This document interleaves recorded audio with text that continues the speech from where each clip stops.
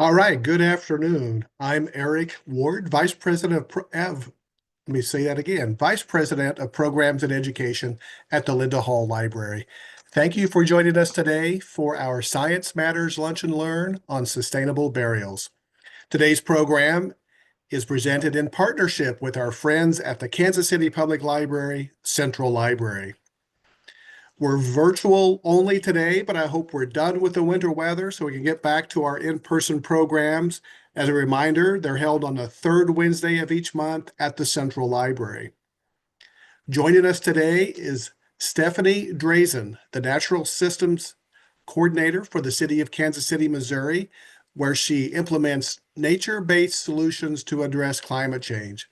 With a BS in biochemistry and environmental studies from the University of Wisconsin and a master's in energy policy and climate from Johns Hopkins University, Stephanie has extensive experience in both climate policy and chemical management across academia, government, nonprofit, and private industry. Stephanie, thank you so much for joining us today to talk about green burial options.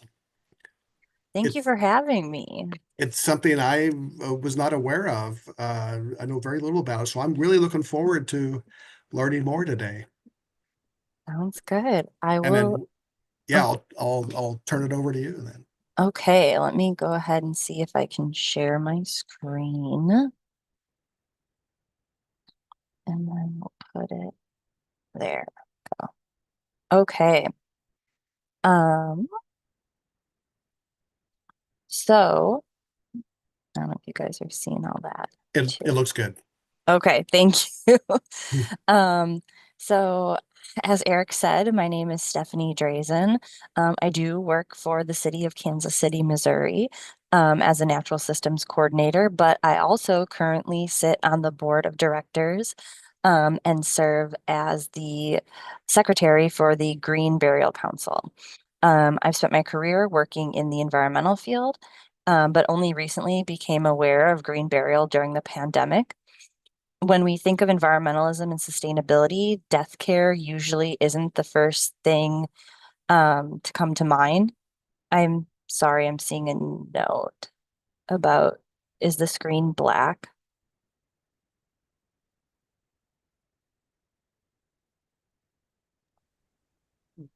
It looks, yeah, it looks good. We see your slides, and then Okay, and we do see you in the corner. So okay, I think it's good. okay. Sorry. Um, Regardless, when we think about environmentalism and sustainability, death care maybe isn't the first thing to come to mind. Maybe we think about conserving energy or water or recycling, being less wasteful in general. However, all of that applies to green burial as well. So in this talk, I'm going to go over some of the basics of green burial, what it is, why it's important, and how you could pursue a green burial option for yourself.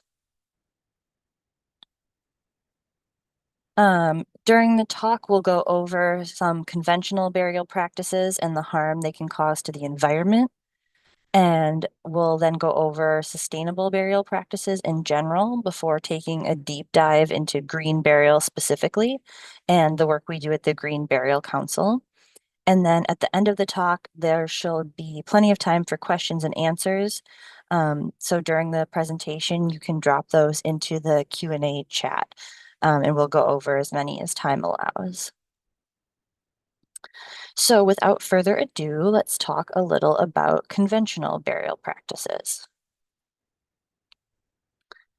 What we now consider conventional burial practices usually consist of embalming of the decedent, followed by burial in a metal or wood casket, and the use of a concrete grave liner or vault. While other cultures have been embalming bodies for centuries, embalming didn't become standard practice in the United States until roughly 150 years ago. Before, oh, excuse me. Before then, what we now think of as green burial was actually the norm.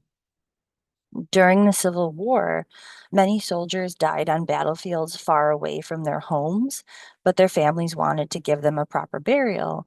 and the only way to transport them long distances without the bodies beginning to decompose was by embalming them. Then, when Abraham Lincoln was embalmed upon his death and shuttled around the United States, the practice really took root in America.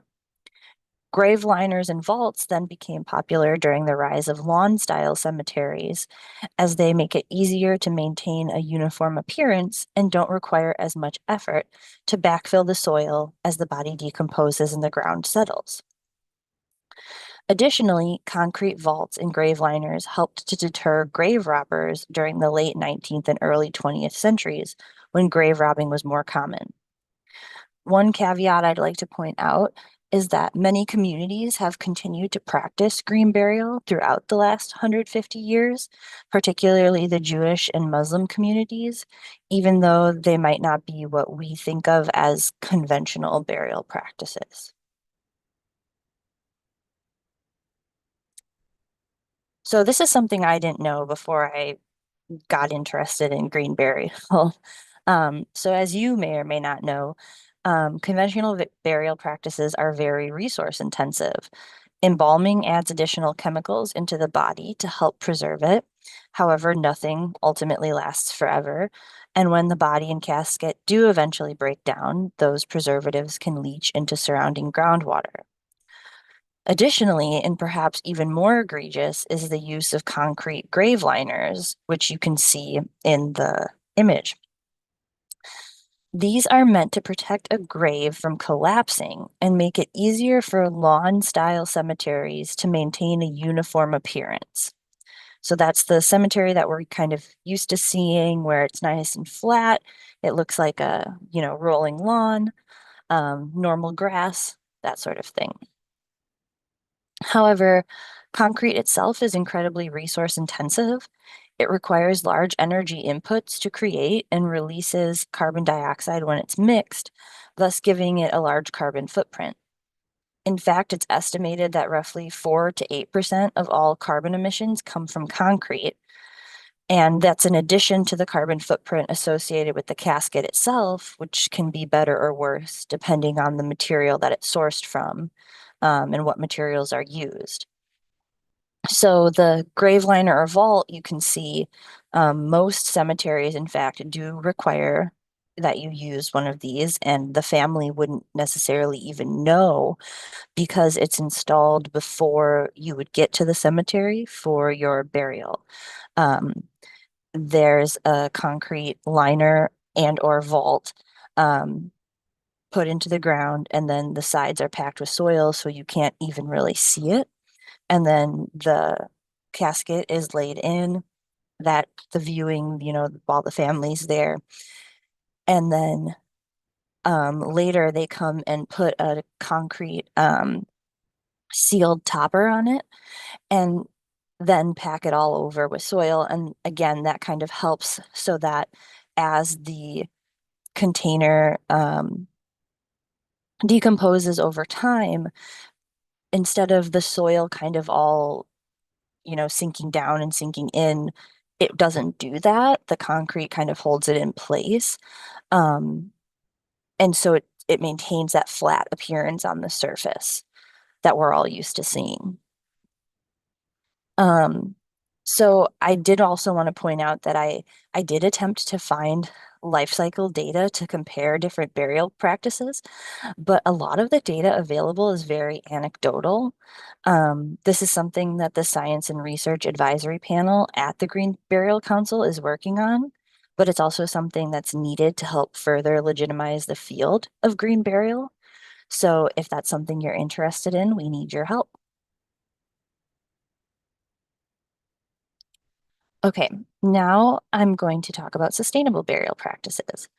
Hopefully that helped give you an overview of some of the environmental concerns surrounding conventional burial practices and why you might want to consider a more sustainable alternative. We're going to go over some sustainable practices that are available to us in the United States. On the left here, we have a list of some of the sustainable practices that are available to us in the United States. But before I go into detail on those, I wanted to point out a handful of popular, albeit theoretical sustainable burial practices that you may have seen in the news. So premation or cryogenic freezing of a decedent is not supported as physically possible by scientists.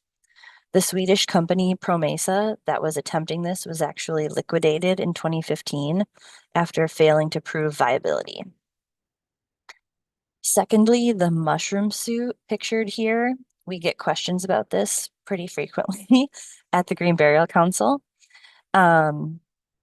Is a burial garment inoculated with mycelium intended to neutralize toxins in the body, potentially speeding up the natural process of decomposition and enhancing the available nutrient output.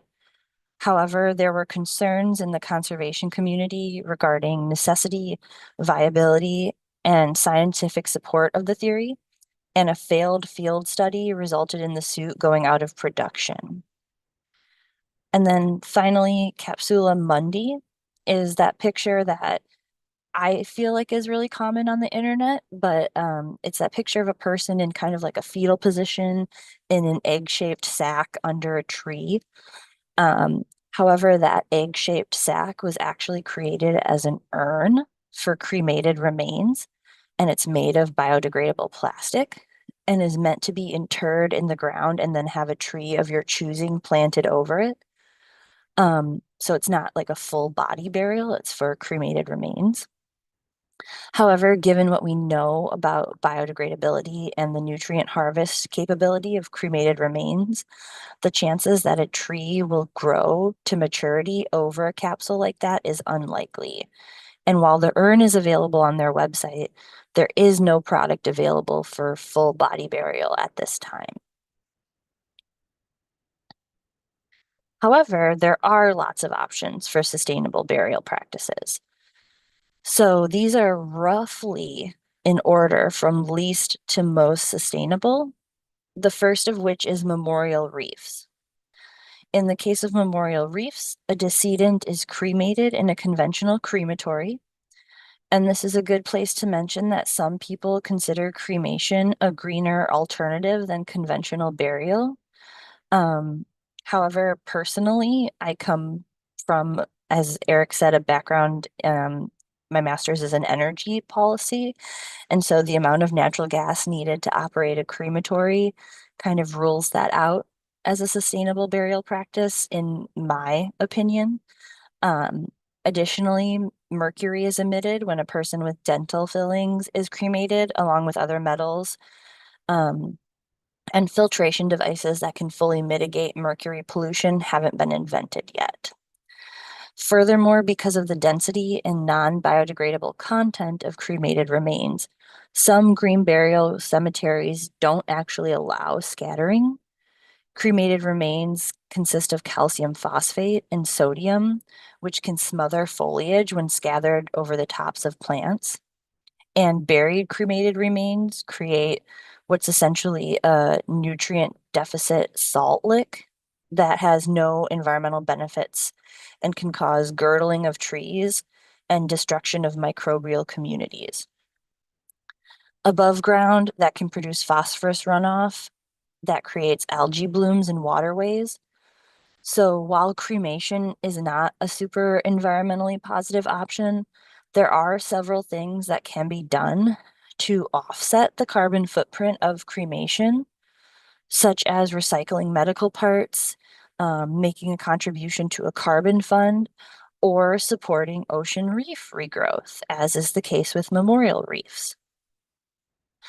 So once a decedent is cremated, if that's their choice, or if maybe you have family members or you yourself have already chosen to be cremated, and now you're thinking, oh gosh, maybe that's not what I want, or what can I do? There are options like this that you can choose to make that decision more sustainable. The cremated remains can be mixed into a nutrient-rich concrete slurry that then makes up for some of those nutrients that are lacking in the cremated remains. And then this is molded into a reef ball. These are cast into the sea and contribute to the artificial development and restoration of coral reefs along seaboards that have been damaged.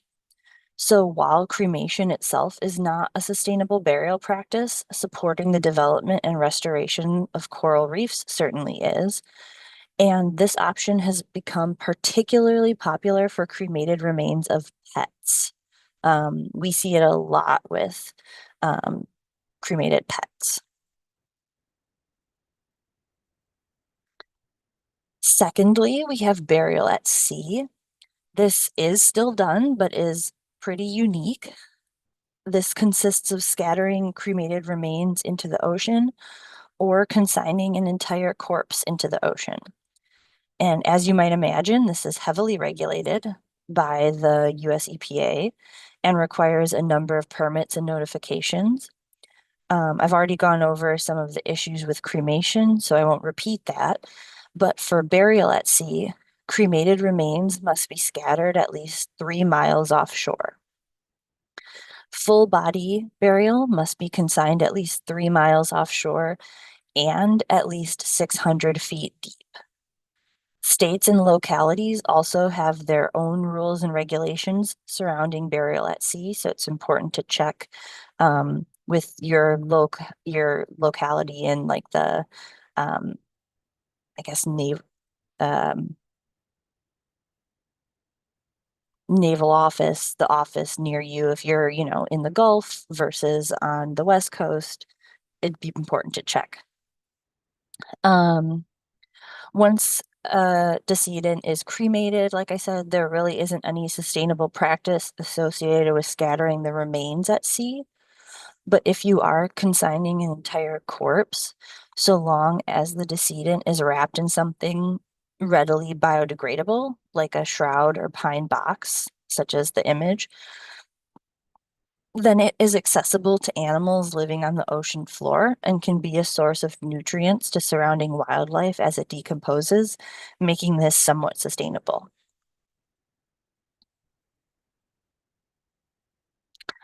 Thirdly, we have funeral pyres, or rather, a funeral pyre, as there's only one location in the United States that allows for open air cremation, and that is Crestone in Sagua County, Colorado. Additionally, you must actually be a resident of Sagua County to qualify. However, I've heard of people moving there shortly before dying, just so that they could be buried by funeral pyre. This burial practice consists of packing a half cord of wood beneath a pyre and placing the decedent covered only by a linen shroud on top. They are then covered by strong smelling plants, usually juniper and cedar, to help dampen the smell as the body burns. While this may be slightly more sustainable than traditional cremation due to the use of wood rather than natural gas, it still releases a lot of carbon into the air and is pretty resource intensive. However, funeral pyres have been used for centuries, and many wish to be buried this way as a tribute to their ancestors, and is particularly common with some Native American groups. Next, we have natural organic reduction, otherwise known as human composting or terramation. Long story short, it's pretty much exactly what it sounds like. It's a sped up decomposition that transforms human remains into a nutrient-rich soil similar to compost. Here, the decedent is placed into a vessel and covered with organic matter such as wood chips, alfalfa, or straw. And then the vessel is lightly heated for about 2 months while microbes break down the body. Once the process is done, you're left with roughly 1 cubic yard of soil that the family can have or can be used for a number of purposes. I know one of the NOR organizations is working to use their excess soil to restore forests and brownfield sites.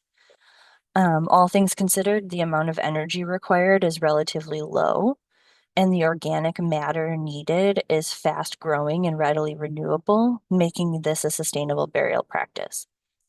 However, currently it is only legal in certain states, Washington, Colorado, Vermont, Oregon, California, New York, and Nevada.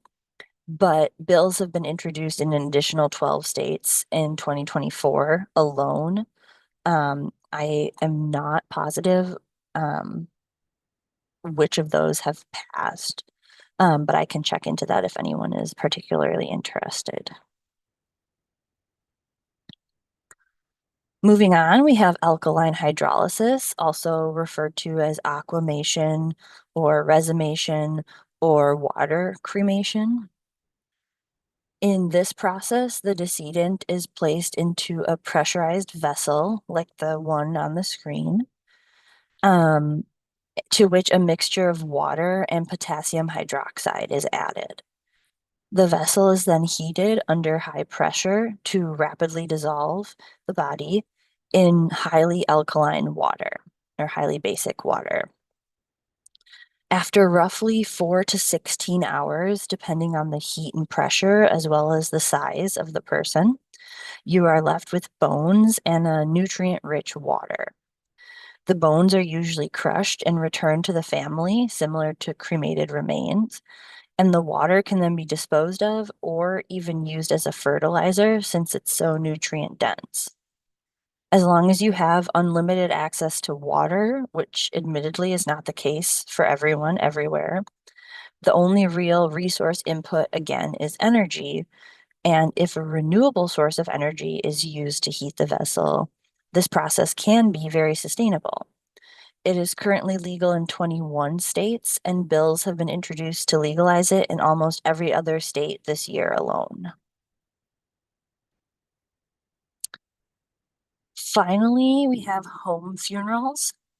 This is less of a burial practice and more of a funeral practice, but I wanted to mention it. In all but 7 states, you are not required to make use of a funeral director. For many years before the modern funeral industry sprang up, people prepared their loved ones for burial at home. And again, many cultures and communities have continued to do this throughout the popularization of commercial funeral homes. This can consist of bringing a decedent home from a nursing home or hospital, washing and dressing them, laying them out for vigil, holding a memorial service, and or transporting them to their final resting place. In conjunction with one of the sustainable burial practices I've mentioned, this can be a very meaningful death practice for the family of a deceased loved one. However, before deciding if this is right for you, I highly suggest reaching out to the National Home Funeral Alliance and checking to make sure you understand all of the associated funeral laws and regulations in your state. Ooh, okay. So now for the main attraction, we can talk about green burial itself. So what exactly is green burial? I have green in quotations because it often gets used as a blanket term across all environmental fields to signal something is environmentally friendly. For example, all of the sustainable burial practices I just talked about could be considered green burial options. Um, Officially at the Green Burial Council, we define green burial as a way of caring for our dead that furthers one or more environmental aims, such as conservation of natural resources, reduction of carbon emissions, preservation and or restoration of habitat, and protection of worker health. Again, while that definition could apply to many different disposition methods, the Green Burial Council uses the term to refer to burial of a decedent directly into the earth using only readily biodegradable covers, such as a linen shroud or a pine box. So, old school, traditional, just right in the ground. This allows microbes in the soil to slowly break down the body over time and make use of all the nutrients contained within. And this form of green burial has been practiced by humans across the world for millennia and is the burial practice that we at the Green Burial Council advocate for. Additionally, the Green Burial Council has laid out the following characteristics for green burial and green burial cemeteries. Green burial forgoes toxic embalming, does away with vaults and grave liners, specifically chooses biodegradable containers such as caskets, linens, shrouds, and urns, discontinues the use of herbicides, pesticides, and fertilizers, and encourages sustainable management practices. Additionally, green burial may use GPS units or non-native stone markers to mark grave sites. Like those kinds of things are allowed. They're not, natural, quote unquote, but you can use grave markers. However, some cemeteries may just use coordinates or native plantings. Like some cemeteries are really strict. Lastly, green burial may also support land conservation efforts even, and I will go into that more in detail in the coming slides. So with that definition in mind, I'm going to introduce you to the Green Burial Council and some of the work that we do to advocate for green burial. The Green Burial Council was founded in 2005 to establish standards within the growing green burial movement. Similar to a LEED building or an Energy Star appliance, the Green Burial Council provides a certification for cemeteries, funeral homes, and products that offer green burial. We are affecting change by providing a realistic, verifiable, standard-based rating system so the public has a reliable measure when making environmentally sensitive and responsible funeral choices. Unfortunately, it's becoming increasingly important given the pervasiveness of greenwashing across all industries, not just the funeral industry, which is the marketing of sustainable or green practices without actions to back them up. This happens in the funeral industry when like green package offering includes items such as embalming fluid that contains toxic chemicals or caskets from manufacturers whose environmental claims aren't backed up by safety data sheets or life cycle analyses. And cemeteries might be claiming to offer green burial, but then won't accept shrouds or might require you to use a burial vault. So by using a cemetery, funeral home, or product that has been certified by the Green Burial Council, consumers can be reassured that the organization has gone through a rigorous approval process and meets the green burial standards laid out by the Green Burial Council. So that might cause you to wonder, what are those standards and what is included in them? Like I said, the Green Burial Council certifies cemeteries, funeral homes, and products. Firstly, I'm going to go over the cemeteries we certify, which are hybrid, natural, and conservation. And I will say this is laid out this way because I happen to sit on the board of the Green Burial Council. These types of cemeteries exist outside of our certification. Um, if you have a local cemetery, just talk to them and see if this is an option for you. Um, a lot of small cemeteries, locally owned cemeteries, are going to be willing to work with you. Same with funeral homes. Um, I'm speaking from the, Green Burial Council because that's what I know, but certainly there are good cemeteries and funeral homes and products out there that aren't certified. That's just how the Green Burial Council was founded, was to do certifications. But each of these types of cemeteries has a long list of requirements they must meet to get our certification. But for brevity's sake, I'll just go over the basics. And if you're interested in knowing more, all of the detailed requirements are listed on our website, which is publicly available at www.greenburialcouncil.org. So first we have hybrid cemeteries, which offer both conventional and green burial options.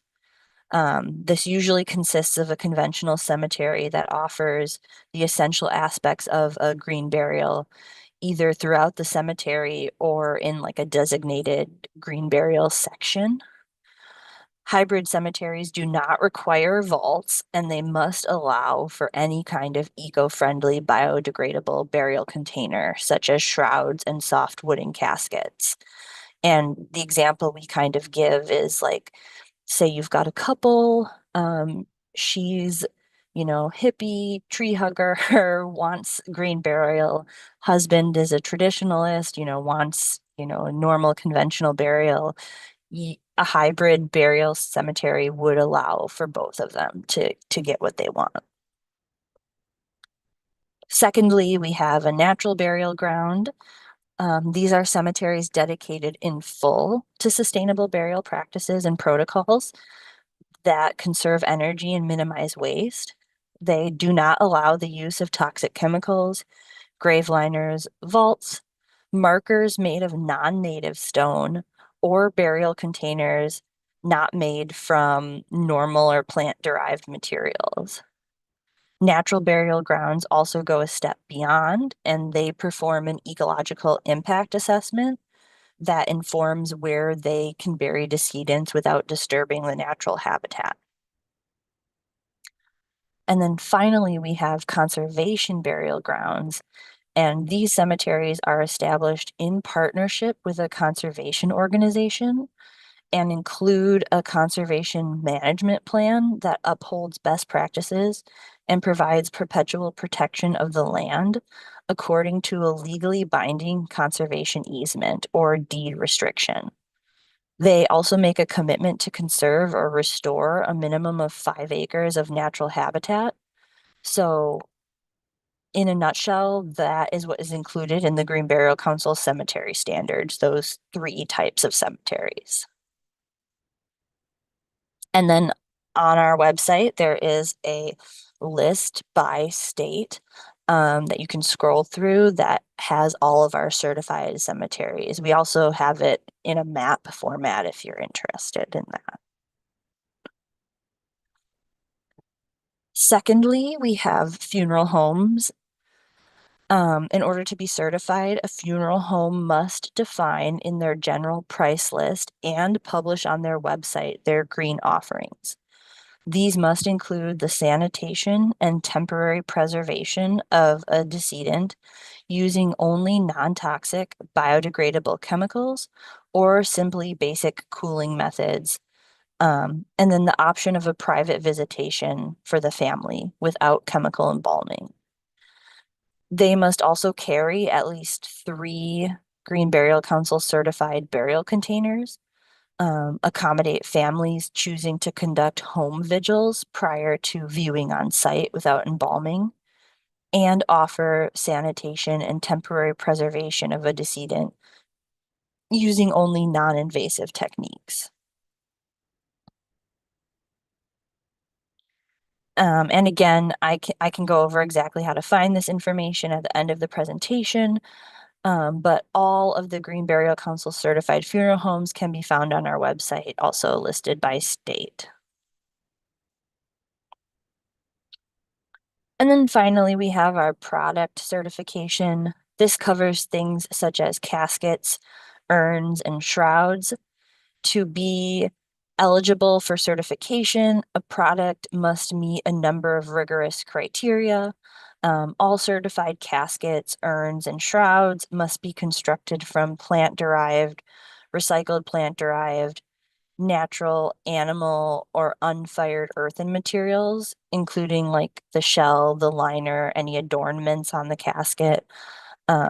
These materials must be reclaimed, recycled, or renewable, biodegradable under burial conditions, and harvested in an environmentally sustainable manner, as certified by a third-party trust provider recognized by the Green Burial Council.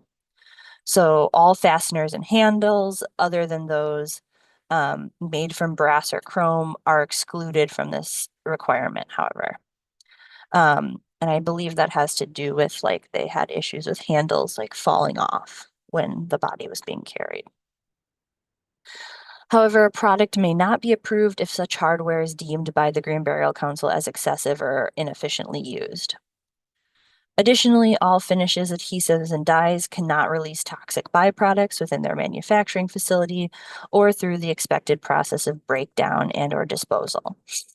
They also cannot contain plastics, acrylics, similar synthetic materials, and finally, greenhouse gas emissions produced by transportation of any material to the manufacturing location and transportation of the final product to the consumer location must be offset through a recognized program. And again, a list of all the certified products are available on our website. So, if you or a loved one are interested in green burial, the first place you could go is our website. You can select Find GBC Providers, drop down from the header, and choose if you want to search for cemeteries, funeral homes, or product providers. You are also able to search using an interactive map where you can zoom in on your location. Many cemeteries and funeral homes also offer what is called pre-planning, where you can designate the type of burial you would like and create a plan with your funeral provider. In some cases, you can even prepay for those services. However, that's not necessary in order to have a green burial or any kind of burial. Um, you can simply communicate your desire for a green burial with your loved ones. Another option is to fill out an advance directive, which is a document that allows you to spell out how you want your loved ones to handle your burial after you pass away. And additionally, if you can't find a certified cemetery or funeral home near you, we recommend, like I said, just reaching out to your local cemetery or funeral home to see if they offer green burial options. Many places offer these services and just aren't certified, or may even be willing to work with you to provide green burial services. Frankly, my local cemetery, where I'm from in Wisconsin, recently opened a green burial section, which I frankly never thought they would. Um, but so the movement's definitely growing and it's always worth asking. So before I wrap up, I wanted to point out some of our offerings. We do put out a bi-monthly newsletter that includes updates from the board of directors, information on upcoming events, newly certified cemeteries, funeral homes, and products, as well as lots of other good stuff. You can sign up on our website to receive those. We also offer 2 paid courses through our partner Redesigning the End on green funeral service and green cemetery operation if you're interested in learning more about either of them. Um, and then we also offer quarterly public webinars on all topics related to like green burial. And the next one is coming up next week, actually, on February 26th, and is entitled Sorting Fact from Fiction, Green Burial Myths Debunked. And that's at 6 p.m. Central Time and is free and open to the public. We also occasionally post green burial advocacy and volunteer opportunities to our social media accounts at Green Burial Council on Instagram, Facebook, and LinkedIn. And then we're always looking for volunteers, particularly with grant writing or legal or even CPA experience. So if that's you and you're interested, you can fill out the volunteer interest form on our website. Finally, more information on everything we covered today is available on our website, greenburialcouncil.org. And that's all I got. Thank you so much. Here is my email. Please feel free to reach out to me with any questions too, if I don't get a chance to answer yours. If you have any other questions too that you can't find on our website or with other organizations, I can hopefully point you in the right direction. But I can That stop was sharing and yeah, fascinating stuff. Got quite a few questions, I think. Let me I will do my just, best. as a reminder to people, you'll see a Q&A chat box at the bottom of your screen. Type your questions in there. I know some of you are dropping questions in chat. We'll try to get to as many as we can. Let's start with this one. Sarah asks, can someone who has been going through chemotherapy or other intense drug ingestion be buried in a green natural burial site? She's read that aquamation can break down the drugs so that they are no longer harmful to the environment? Yes. So that is a question that we get a lot. And everything that I've heard is yes. I guess individual cemeteries may have their own rules. But if you think about it, that body is going to be in a casket in a buried in the ground anyways. Um, and eventually all things do break down. So yes, that's something that we've always every um every call that I've ever been on, every webinar, everything I've ever listened to, the answer has always been yes. The soil is a great filtration, carbon filtration at the end of the day. And that has never been a stop to anybody that we've encountered. If that's something you're particularly worried about, I would mention it like to your funeral provider or whoever you're working with, but that has never been an issue that we've encountered. All right, Joyce writes, in Germany, forest funerals and burials are common. Is that an option in the US for a sustainable burial? Not exactly in the same way that it is in Germany. I know a teeny tiny bit about it, not much at all, but I think it would be similar to like a conservation burial cemetery, which there are some in the US. I know of like one in Colorado, because it gets referenced a lot. It's called like the Preserve, I think, um, where it's literally like land was acquired in order to conserve the land and engage in like a conservation easement. And then some of the parts of the land that are stable enough to take burials are allowed to like have burials on them. Um, and so it's basically just like a wild place that is, a conservation area, that then has burial on it. I guess I don't know if that quite answers the question because I'm not 100% familiar with everything that like forest burial in Germany entails. All right, Jamie has a question. Do you know anything about the laws surrounding transporting a body across state lines in order to get a compostable burial?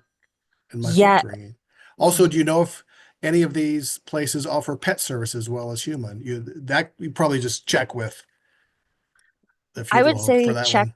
check with it. I know I've heard about pets with the memorial reefs definitely, and the aquamation actually I've heard of. Anecdotally, I've heard of pets in both of those instances. Um, I'm assuming if you're willing to pay for it, I'm assuming they happily, do pets as well. Um, the other question about the laws of transporting a body over state lines, I think that one, it usually, from what I remember, and check your local laws. I'm not a lawyer. I'm not a not a anything like that. But I think the big thing there is usually that it has to do with like preservation and whatnot. Like certain states may require you to not necessarily embalm, but you might have to like have some kind of something set up for like preservation. So obviously you wouldn't want to embalm if you're bringing someone across state lines for natural organic reduction or, the human composting type of thing. Um, so you'd want to have something set up where you could have like a um, what's it called, dry ice or some kind of preservation something so that it's a safe means of transportation and it's not going to like become a hazard because that's something else that we encounter frequently. Like, unless the person was infectious living, a dead body in and of itself isn't dangerous. You're not going to get sick unless, it starts decomposing Yeah. and then it's just like dead matter of any dead matter. And so most of the laws that I've seen around transporting have to do more so with preserving the body, frankly. All right. Megan has a question. I'm currently going through mortuary school, and I'm interested in creating my own space for this. Is the council able to give advice on getting the process started? Definitely. So technically right now we're like two organizations. There's a um industry facing organization that kind of does the certifications and then a more public facing side that does like the public outreach like this. And the public outreach side, our president is a mortuary educator. And so he has tons of experience with like green burial curriculum. Um, but then we also have some people on the board that have done, have cemeteries themselves. Um, and then there are some of us that are just environmentalists. There's a whole bunch. So definitely, I think if you're interested in getting involved in the space, um, either as a student or I don't know if you mean like setting up land yourself or something like that, like reach out and we can hopefully point you in the right direction. There's also way more like books and resources and all kinds of stuff listed on our website too. All right. Here's a question from an anonymous attendee. Does the government provide any green burial services if you don't have any relatives alive or no burial plans after death? Can you put on your driver's license green burial just like you're an organ donor? I don't know. Frankly, I I know that that is something that one of our previous board members who lives in Louisiana is has an organization there called Wake, and she was working specifically with um, the LGBTQ community who doesn't have like associated family to carry out their wishes, and how would they go about getting that done for them? Um, but I don't think like the general government probably would. I think that option is pretty much like cremation at this point. Um, Okay.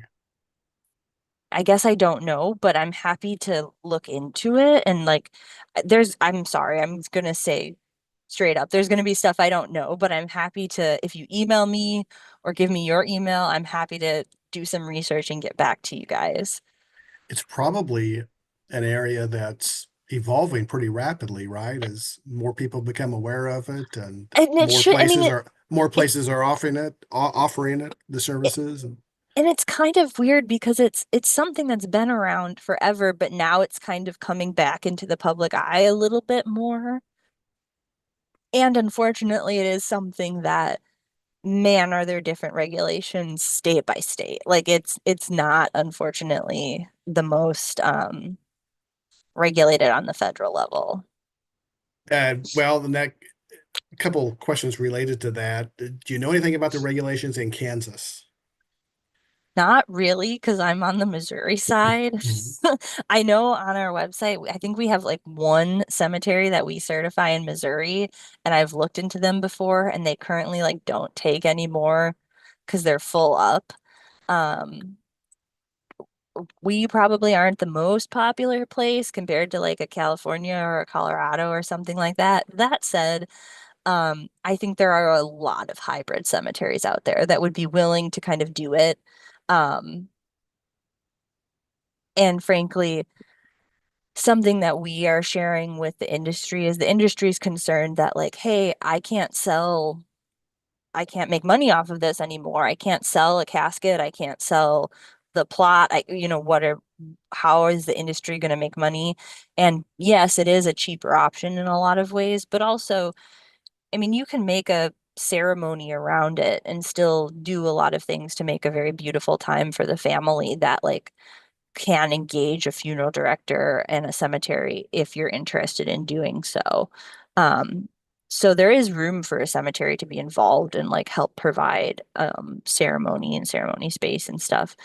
Um, I can definitely like look into and share more about um, things in Kansas specifically. I guess I really don't know, and I'm sorry. I probably should have looked that up before I joined this call.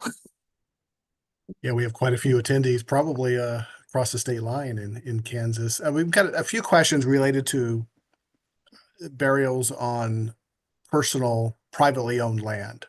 Hmm. That one I have not heard any real issues other than like if you're in a watershed or something, like you probably should check with your local um and frankly if depending on what you're zoned for. Like if you're in a residential zone in like the heart of the city in your backyard, you're probably not going to be able to. If you're out in the county and you're zoned for it's like a rural area, depending on the zoning and stuff, like, yes, you may be able to. Unfortunately, you're probably going to just have to check with your local officials. Um, it's pretty specific. It's like locality and state by state. Yeah, you'd want to let people know when you start burying a body in your Right. backyard, you'll have the neighbors calling the police otherwise. But uh, do you know if green burials are more common in other countries as opposed to the US? Is there a country Mhm. that kind of set the standard for this or? I know they mentioned Germany. I know Germany, the like forest burials are big in Germany. Um, The one that's coming to mind isn't necessarily anything that we've talked about, but I know something that comes up when you're just talking about like cool green burial options.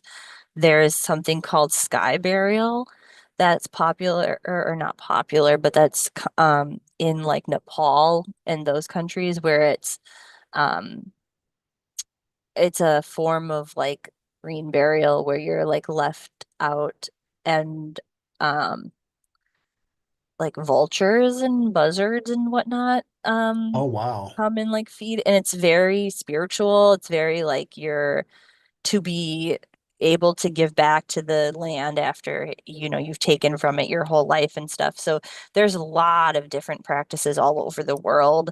um Frankly, I guess I don't know if there's a country that's like, hey, this is their standard and what they do all the time. No, I don't Yeah. know that. All right. Um, I have another question about, hang on here. Um, some people are posting some links in the chat, some links to cemeteries, and I think someone just posted one about vultures. I'm not going to click on it, Yeah. but it's probably related to what Yes. you were just saying. Yeah, I know you're in Kansas City, but here's a question. Are there any ways to operate a green burial in places like New Orleans or places, states or areas like New Orleans that require liners or vaults? Like above ground burial like that. Yeah. Mm. I mean, I think in that sense, it would probably be greener burial. Like you may have to have the vault because I think it has to do with like the water, the how far above sea level and whatnot. And they have to be above ground burial, but like you could do not embalming. Um, so it's like almost like a spectrum of green. And I mean, that's Yeah. kind of the same here too, where you could be like, maybe I don't want to be embalmed, but I am gonna go ahead with the vault because my partner has one, or we're next to each other. It's a double vaulted site that we've already purchased, um, at like a hybrid cemetery or something like that. Um, I mean, in a perfect world, yeah, we'd have no carbon emissions from burial Mhm. ever. But I think don't let perfection be the enemy of the good. If you can forego embalming and you have a vault, that's better than nothing. Because That's a frankly, good, even that it protects workers too. Embalming uses a lot of formaldehyde and chemicals that can be dangerous to the workers. sure. Yeah. Well, it's just a fascinating topic. As I mentioned when we just first started the presentation, I didn't know anything about this and didn't know how widespread it was. And there's obviously a lot of interest. And I should say too, I'm like one of are on the Green Burial Council, I mentioned this, Eric, to you before we joined, but I'm like the newbie environmental person, so I give like the introductory talks, but there are people on our council that know that are in this industry and this is their like everything and know way more than me. So I know there were a lot of questions that I was like, I don't really know, but I'm happy to connect any of you guys if you reach out to me. Happy to connect you with people who know more and can answer your questions better than I can. Um, yeah. Which a great service. And yeah, like I said, an interesting topic. Let's end it with this one.